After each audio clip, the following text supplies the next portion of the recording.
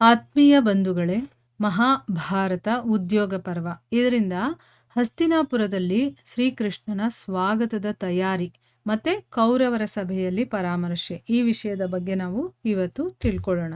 ವೈಶಂಪಾಯನರು ಹೇಳ್ತಾರೆ, ಈ ಕಡೆ ಯಾವಾಗ ದೂತರ ಮೂಲಕ ರಾಜ ಧೃತರಾಷ್ಟ್ರನಿಗೆ ಶ್ರೀಕೃಷ್ಣ ಬರ್ತಾ ಇರುವಂಥ ವಿಷಯ ಗೊತ್ತಾಗುತ್ತೋ, ಆಗ ಅವನಿಗೆ ಸಂತೋಷ ತುಂಬ ಉಕ್ಕಿ ಹರಿತಾ ಇದೆ, ರೋಮಾಂಚನವಾಗ್ತಾ ಇದೆ. ಮತ್ತವನು ಬಹಳ ಗೌರವದಿಂದ ಏನು ಮಾಡ್ತಾನೆ, ಭೀಷ್ಮ, ದ್ರೋಣ, ಸಂಜಯ, ವಿದುರ ಮತ್ತು ದುರ್ಯೋಧನ ಮತ್ತು ಅವನ ಮಂತ್ರಿಗಳು ಎಲ್ಲರನ್ನೂ ಕರೆದು ಹೇಳ್ತಾನೆ, ನಾನು ಕೇಳಿದ್ದೀನಿ ಪಾಂಡವರ ಕೆಲಸಕ್ಕೋಸ್ಕರ ನಮ್ಮ ಜೊತೆ ಭೇಟಿಯಾಗೋದಕ್ಕೋಸ್ಕರ ಶ್ರೀಕೃಷ್ಣ ಬರ್ತಾ ಇದ್ದಾರೆ. ಅವ್ರು ಎಲ್ಲ ರೀತಿಯಿಂದಲೂ ಕೂಡ ನಮಗೆ ಮಾನನೀಯರು, ನಮ್ಮ ಪೂಜ್ಯರು, ಅಂದರೆ ನಾವು ಗೌರವ ಕೊಡಬೇಕಾಗಿರುವಂಥವ್ರು. ಎಲ್ಲ ಲೋಕ ವ್ಯವಹಾರಗಳೂ ಕೂಡ ಅವರಲ್ಲೇ ಅಭೀಷ್ಟಿತವಾಗಿದೆ. ಅಂದರೆ ಏನು, ಭಗವಂತನ ವಿಚಾರ ಇವನಿಗೆ ಗೊತ್ತಿದೆ. ಧೃತರಾಷ್ಟ್ರನಿಗೆ ಅವನು ಯಾರು ಏನು ಎಲ್ಲ ವಿಚಾರ ಗೊತ್ತಿದೆ. ಅದಕ್ಕೆ ನೋಡಿ, ಎಲ್ಲ ಲೋಕ ವ್ಯವಹಾರಗಳು ಕೂಡ ಅವನಲ್ಲೇ ಇದೆ. ಯಾಕೆ ಅಂತಂದರೆ ಅವನು ಸಮಸ್ತ ಜೀವಿಗಳ ಈಶ್ವರನಾಗಿದ್ದಾನೆ. ಮತ್ತು ಅವನಲ್ಲಿ ಧೈರ್ಯ ಇದೆ, ವೀರ್ಯ ಇದೆ, ಪ್ರಜ್ಞೆ ಇದೆ, ಮತ್ತು ಓಜಸ್ಸು ಎಲ್ಲ ಗುಣಗಳು ಕೂಡ ಇದೆ.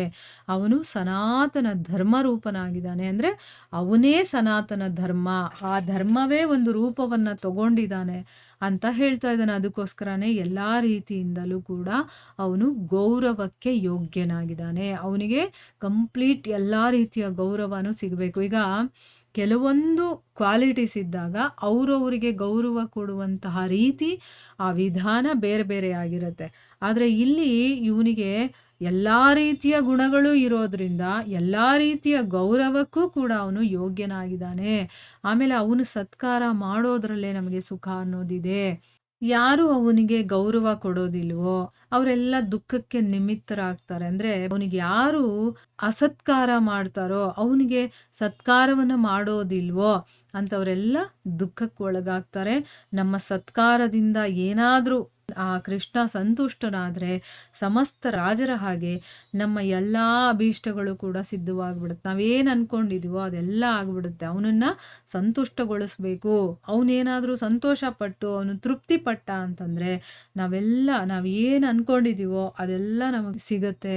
ದುರ್ಯೋಧನ, ನೀನು ಇವತ್ತಿನಿಂದನೇ ಅವನ ಸ್ವಾಗತ ಸತ್ಕಾರಕ್ಕೆ ನೀನು ತಯಾರಿ ಮಾಡು. ಮತ್ತು ರಸ್ತೆಯಲ್ಲಿ ಎಲ್ಲ ರೀತಿಯ ಅವಶ್ಯಕವಾದಂಥ ಸಾಮಗ್ರಿಗಳಿಂದ ಕೂಡಿರುವಂಥ ವಿಶ್ರಾಂತಿ ಸ್ಥಳಗಳನ್ನು ಕಟ್ಟಿಸು. ಅಂದರೆ ಈಗ ಅವನ ಜೊತೆ ಅವನೊಬ್ಬನೇ ಬರೋದಿಲ್ಲ ಅಲ್ವಾ ಕೃಷ್ಣ, ಅವನ ಜೊತೆ ಬೇಕಾದಷ್ಟು ಜನ ಎಲ್ಲ ಬರ್ತಾರೆ. ಸೊ ಅವರಿಗೆಲ್ಲ ಉಳ್ಕೊಳ್ಳೋದಕ್ಕೆ ಏರ್ಪಾಡುಗಳು, ಬೇಕಾದಷ್ಟು ರೀತಿಯ ಸಾಮಗ್ರಿಗಳಿರಬೇಕು ಅವಶ್ಯಕವಾಗಿರುವಂಥದ್ದು. ಅವ್ರಿಗೇನೂ ತೊಂದರೆ ಆಗಬಾರ್ದು, ಕುಡಿಯೋದಕ್ಕೆ ಮತ್ತು ಮಲಗೋದಕ್ಕೆ ಮತ್ತು ಊಟ ಮಾಡೋದಕ್ಕೆ ಎಲ್ಲ ರೀತಿಯ ಸಾಮಗ್ರಿಗಳು ಇರಬೇಕು. ಅಂಥ ವಿಶ್ರಾಂತಿ ಸ್ಥಳಗಳನ್ನು ನೀನು ಕಟ್ಸು. ಇಲ್ಲಿ ನೋಡಿ, ಭಗವಂತ ಕೃಷ್ಣ ಬರ್ತಾ ಇದ್ದಾನೆ, ಅದಕ್ಕೋಸ್ಕರ ಇವನು ಏನು ತಯಾರಿ ಮಾಡು ಅಂತ ಹೇಳ್ತಾ ಇದ್ದಾನೆ. ಅವನು ಭಗವಂತ ಇದನ್ನೆಲ್ಲ ನೋಡ್ತಾನ. ಅವನು ವಸ್ತುಗಳಾಗಿರ್ಬೋದು, ವ್ಯಕ್ತಿಗಳು, ಇದನ್ನು ನೋಡೋದಿಲ್ಲ. ಅವನು ಆ ಮನುಷ್ಯನ ಭಾವನೆ ಹೇಗಿದೆ, ಅವನು ಒಳಗಡೆಯಿಂದ ಹೇಗೆ ಯೋಚನೆ ಮಾಡ್ತಾನೆ, ಅವನ ರೀತಿ ಹೇಗಿದೆ, ಆ ಭಾವಕ್ಕೆ ಅವನು ಇಂಪಾರ್ಟೆನ್ಸ್ ಕೊಡುವಂಥವನು. ಆದರೆ ಇಲ್ಲಿ ಕೃಷ್ಣನ ಬಗ್ಗೆ ಗೊತ್ತಿದೆ ಇವನಿಗೆ. ಇವನೇನು ಹೇಳ್ತಾ ಇದ್ದಾನೆ, ಕೃಷ್ಣ ಬರ್ತಾ ಇದ್ದಾನೆ, ಅವನನ್ನು ತೃಪ್ತಿ ಪಡಿಸ್ಬೇಕು. ಆಮೇಲೆ ದುರ್ಯೋಧನ ಹೇಳಿದ ಮಾತೇ ಕೇಳಲ್ಲ ಅಲ್ವಾ. ಈಗ ಯುದ್ಧ ಮಾಡಬೇಕು ಅಂತ ಒಂದು ಕಾಲಲ್ಲಿ ನಿಂತಿದ್ದಾನ ಅವನು. ಅದಕ್ಕೋಸ್ಕರ ಇಲ್ಲಿ ದುರ್ಯೋಧನನಿಗೆ ಹೇಳ್ತಾ ಇದ್ದಾನೆ, ಕೃಷ್ಣ ಆಗಿರ್ಬೋದು, ಅವನ ಜೊತೆ ಬರುವಂಥವ್ರಿಗೆ ಯಾವುದೇ ತೊಂದರೆಗಳಾಗದೇ ಇರೋ ಹಾಗೆ ಎಲ್ಲ ವ್ಯವಸ್ಥೆಗಳನ್ನು ನೀನು ಮಾಡಬೇಕು. ಸ್ವಾಗತ ಸತ್ಕಾರಕ್ಕೆ ನೀನೆಲ್ಲ ತಯಾರಿಗಳನ್ನು ಮಾಡ್ಕೋ. ಮತ್ತು ರಸ್ತೆಯಲ್ಲಿ ಎಲ್ಲ ದೊಡ್ಡ ದೊಡ್ಡ ವಿಶ್ರಾಂತಿ ಸ್ಥಳಗಳನ್ನು ನೀನು ನಿರ್ಮಾಣ ಮಾಡಿಸು, ಕಟ್ಸು. ಅದರಲ್ಲಿ ಎಲ್ಲ ರೀತಿಯ ಅವಶ್ಯಕ ಸಾಮಗ್ರಿಗಳು ಇರಬೇಕು.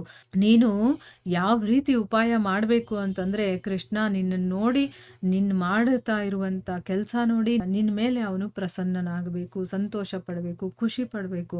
ಆ ರೀತಿ ಮಾಡು ಅಂತಂದ್ಬಿಟ್ಟು ಭೀಷ್ಮರಿಗೆ ಹೇಳ್ತಾನೆ. ಭೀಷ್ಮರೇ, ಈ ವಿಷಯದಲ್ಲಿ ನಿಮ್ಮ ಸಮ್ಮತಿ ಏನು, ನೀವೇನು ಯೋಚನೆ ಮಾಡ್ತಾ ಇದ್ದೀರಾ ಇದರ ಬಗ್ಗೆ ಹೇಳಿ ನನಗೆ ಅಂತಂದ್ಬಿಟ್ಟು ಇಲ್ಲಿ ಕೇಳ್ತಾ ಇದ್ದಾನೆ. ಅಂದರೆ ಕೃಷ್ಣನನ್ನು ತೃಪ್ತಿಪಡಿಸಿದ್ರೆ ಎಲ್ಲ ಕೆಲಸ ಆಗೇ ಬಿಡುತ್ತೆ. ಅವನೊಬ್ಬ ತೃಪ್ತಿ ಪಟ್ಟರೆ ಎಲ್ಲ ನಾವು ಅಂದ್ಕೊಂಡಿದ್ದೆಲ್ಲ ಸಿಗುತ್ತೆ ಅಂತ ಧೃತರಾಷ್ಟ್ರ ತಿಳ್ಕೊಂಡಿದ್ದಾನೆ. ಅದಕ್ಕೋಸ್ಕರ ಮಗನಿಗೆ ಹೇಳ್ತಾ ಇದ್ದಾನೆ, ನೀನೋಗಿ ಎಲ್ಲ ಏರ್ಪಾಡುಗಳನ್ನು ಮಾಡು ಅಂತಂದ್ಬಿಟ್ಟು. ಆಮೇಲೆ ಭೀಷ್ಮರ ಕೇಳ್ತಾನೆ, ನಾನು ಹೇಳಿರೋದು ಸರಿನಾ? ಅಥವಾ ನಿಮಗೆ ಈ ವಿಷಯದಲ್ಲಿ ಇನ್ನೇನಾದರೂ ಅನಿಸುತ್ತಾ? ಅಥವಾ ನೀವು ನಾನು ಹೇಳ್ತಾ ಇರೋದು ಸರಿ ಅನಿಸುತ್ತಾ? ಆ ರೀತಿಯಲ್ಲಿ ಪ್ರಶ್ನೆಯನ್ನು ಮಾಡ್ತಾ ಇದ್ದಾನೆ. ಭೀಷ್ಮರು ಏನು ಹೇಳ್ತಾರೆ ಅನ್ನೋದನ್ನು ನಾವು ಮುಂದಿನ ಭಾಗದಲ್ಲಿ ತಿಳ್ಕೊಳ್ಳೋಣ. ಹರೇ ಕೃಷ್ಣ.